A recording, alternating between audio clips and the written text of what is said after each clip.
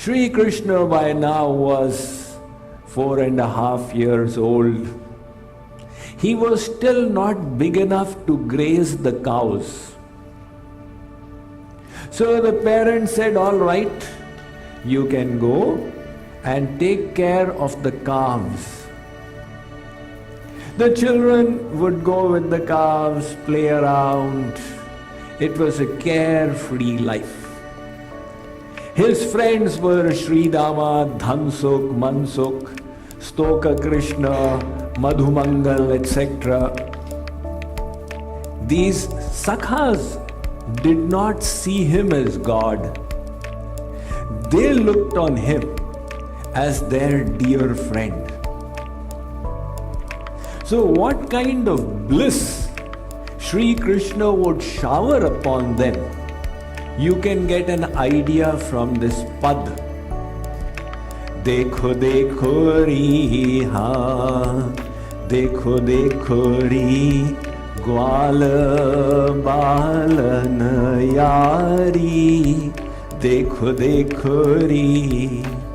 Kripaluji Maharaj says, take a look at Sri Krishna's friendship with these devotees.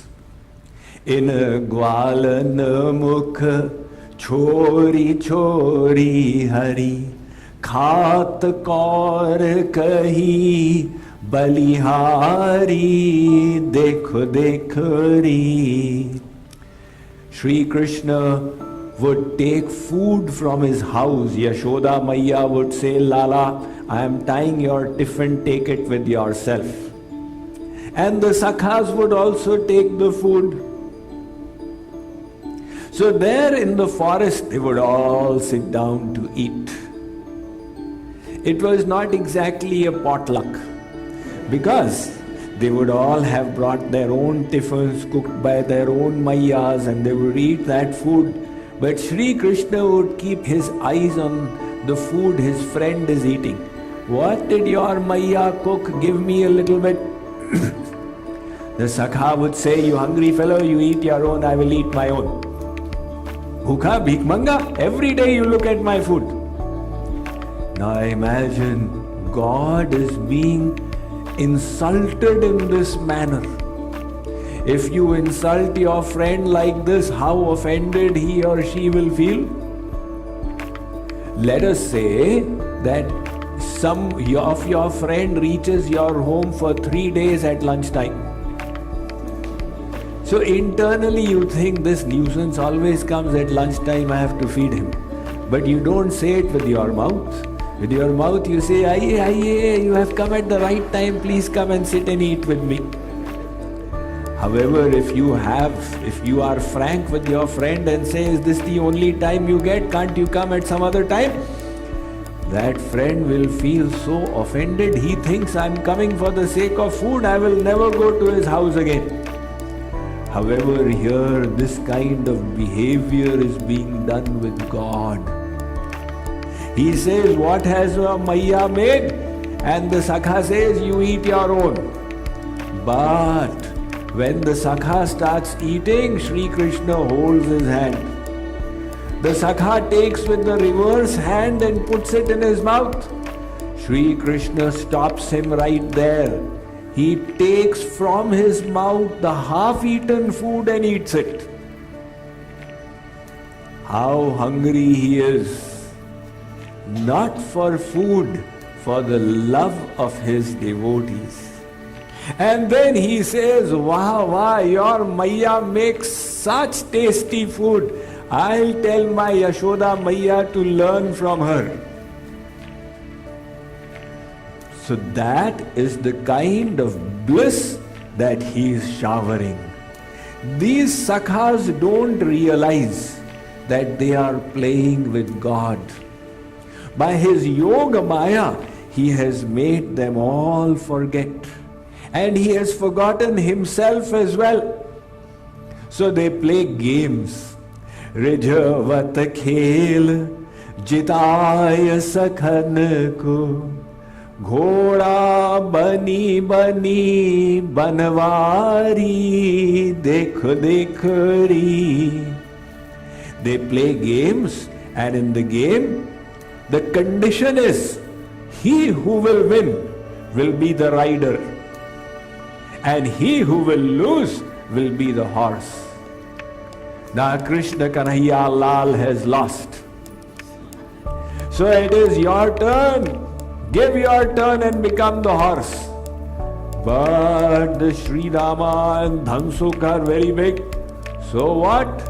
In play you have lost, you have to give the turn. Now what happens? Bane ghoda sakha savar, dekho kaiso rijhwar, man tero sancho yaar, Brajraj Kumar. Kripaluji Maharaj is describing that scene. He says, how astonishing that God who's worshipped in every temple of the world, that God who is offered praises through the Ved mantras and who's offered ahuti in the yagyas, has become a horse for his sakhas. And they are saying, chal ghode chal. But the matter does not end even here. Because those who do horse riding, they experience thrill when the horse gallops quickly. And if the horse goes slowly on a slow trot, then the rider thinks, what was the use? I could as well have walked on the ground. And that is why in horse riding, the rider uses the spur of the shoe, the heel, to kick the horse in the stomach.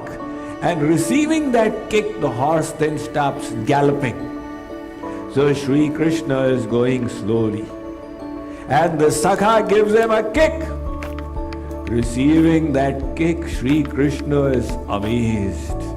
What kind of a devotee is he? All the other devotees offer worship through the Purusha Suktam, Sahasra Rekha Purukha Sahasraksha Sahasrapad, and look at him, he is giving me a kick.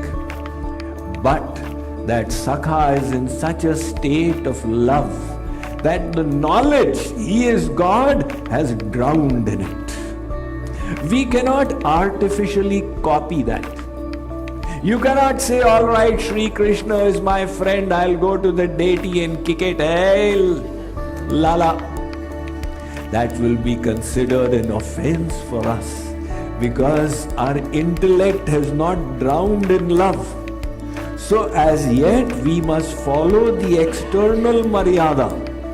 However, internally you can start cultivating the sentiment that God is my friend, and then one day we will also receive that ras. So Shree Krishna starts galloping fast, and tears of joy come out of his eyes as he relishes the bliss of his devotee. But then he slows down as he goes a little further. What happened? Did you get exhausted? No, the kick I received was so sweet, I want another one. Again the Sakha gives him a kick. This is the Braj Ras. In that Braj Ras, both God and devotee have drowned their knowledge. And all they know is He is mine.